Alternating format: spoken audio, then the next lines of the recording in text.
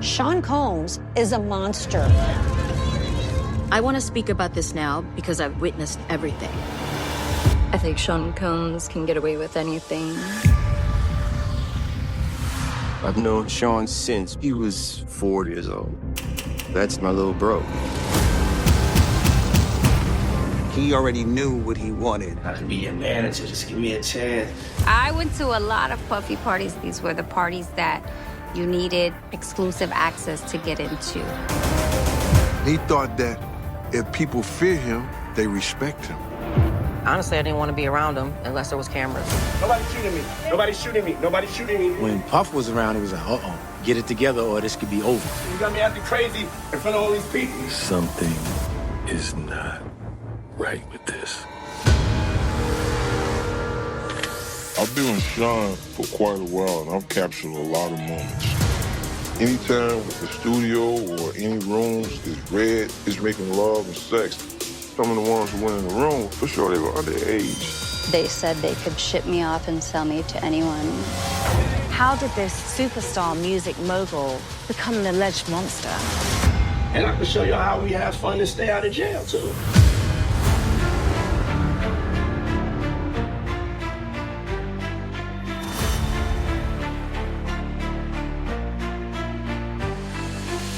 City light shadows on the boulevard, hustling dog to dust, never leaving his guard. Legends rise and fall, whispers in the night, unspeakable secrets hidden out of sight. Persona change, but the game remains raw.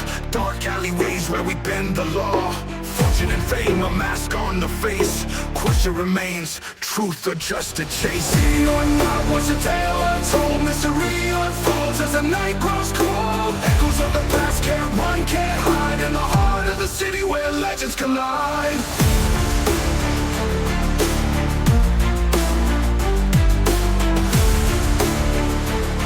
Legends collide. Hip-hop empire or criminal enterprise? The Sean Diddy Combs saga has more plot twists than a Hollywood blockbuster. Today we're unpacking how a music mogul's empire came crashing down faster than a house of cards in a hurricane. Oh, that's quite the opening. It really captures the drama of this whole situation, doesn't it? Absolutely. We're talking about a story that has everything: rags to riches, power, alleged abuse, and a fall from grace that's left the music industry reeling. Let's start at the beginning, shall we? Good idea. So, take us back to Combs' early days. How did he build this empire in the first place? Well, Sean Combs was born in Harlem in 1969. His father was murdered when he was just 2 years old, a tragedy that undoubtedly shaped his early life. But man, did he turn that pain into drive. By the early 90s, he'd worked his way up from an internship at Uptown Records to founding Bad Boy Records in 1993. That's an incredible rise. What do you think set him apart in those early days? You know, it was his eye for talent and his ability to shape careers. He didn't just sign artists, he created icons. The Notorious B.I.G., Faith Evans, Mace, these weren't just musicians, they were cultural phenomena. And let's not forget his own music career. I'll Be Missing You topped charts worldwide. I remember that song being everywhere. But he didn't stop at music, did he? Oh no, not by a long shot. Combs branched out into fashion with Sean John, entered the vodka market with Ciroc, and even launched his own TV network, Revolt TV. At his peak, Forbes estimated his net worth at around $740 million. He seemed unstoppable. That's an incredible amount of success. But I guess with great power comes great scrutiny? Exactly. Over the years, Combs faced various lawsuits and controversies, but nothing stuck. It was like he had a Teflon coating. But then came the Cassie Ventura lawsuit in 2023, and that's when things really started to unravel. Right, well, that's what it sounds like was the turning point. What exactly did Ventura allege? Well, it's pretty heavy stuff. Ventura, Combs' former partner, filed a lawsuit accusing him of years of abuse. We're talking allegations of physical abuse, sexual coercion, and even human trafficking. It was a stark contrast to the public image Combs had cultivated over the years. Wow. That's horrifying. And this opened the floodgates for more allegations, right?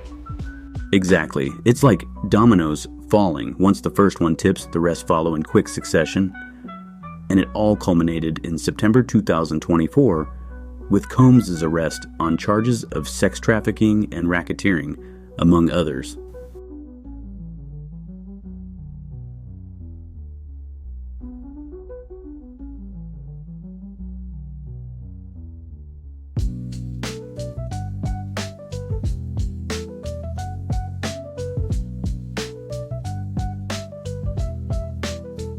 And how has Combs responded to these charges? Well, he's pleaded not guilty, but the fact that he's been denied bail 3 times speaks volumes about the seriousness of the allegations. If convicted, he's looking at a potential life sentence. It's a staggering fall from grace for someone who was once at the pinnacle of the music industry. It really makes you think about the broader implications, doesn't it? This isn't just about one man or one company. You're absolutely right. This case touches on so many complex issues. Power structures in the music industry, how we treat allegations of abuse, race, and success in America. There are so many layers to unpack here. And what about the impact on the music industry itself? Do you think we'll see changes in how record labels operate or how the industry handles allegations of abuse? That's a great question. I certainly hope so.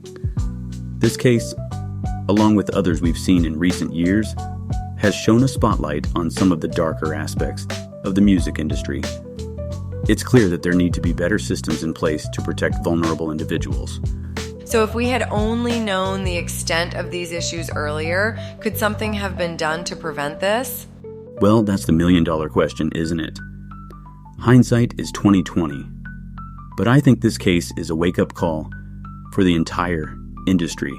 It's not just about punishing wrongdoing, but about creating an environment where these abuses are less likely to happen in the first place.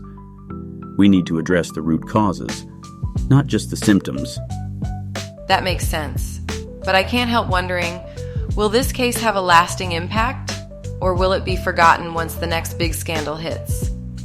You know, that's a valid concern. It does sometimes feel like we move from one outrage to the next without real systemic change. But I'm hopeful that this case, given its high profile and the severity of the allegations, might be different. It's hard to ignore something of this magnitude. True, but maybe that's where we, as consumers and fans, come in. We have the power to demand better, to support artists and companies that prioritize ethics and safety. Absolutely. Our choices as consumers can drive change, but it's also important to remember that these issues are complex and systemic. It's not just about one bad actor, but about an entire industry that needs to reevaluate its practices. We need to look at everything from how contracts are structured to how power is distributed within these companies. And let's not forget the alleged victims in all of this. Their bravery in coming forward, despite the potential backlash and scrutiny, is what has brought these issues to light. You're absolutely right. The courage it takes to stand up to someone as influential as Combs cannot be overstated. It's a reminder of the importance of supporting and believing survivors. As this case unfolds, it will be interesting to see how it impacts not just the music industry, but our broader cultural conversations about power, abuse, and accountability. Well, that's exactly what we're talking about. It's a complex issue with no easy answers, but it's one we need to grapple with as a society. Couldn't agree more. As we wrap up, I think the key takeaway is that this case is not just about the fall of one empire, but about the potential for real, lasting change in how we approach power, success, and accountability in the entertainment industry and beyond. It's a wake-up call that we can't afford to ignore. Absolutely. And it's conversations like these that help us move forward. By discussing these issues openly and honestly, we can start to make progress towards a more just and equitable world. Well said. And on that note, we'll leave our listeners with this thought. In the world of entertainment and beyond, things are rarely as simple as they first appear. Stay curious, stay compassionate, and keep questioning the status quo. Until next time, you're listening to Anthony Greeno on the True Crime Rewind podcast.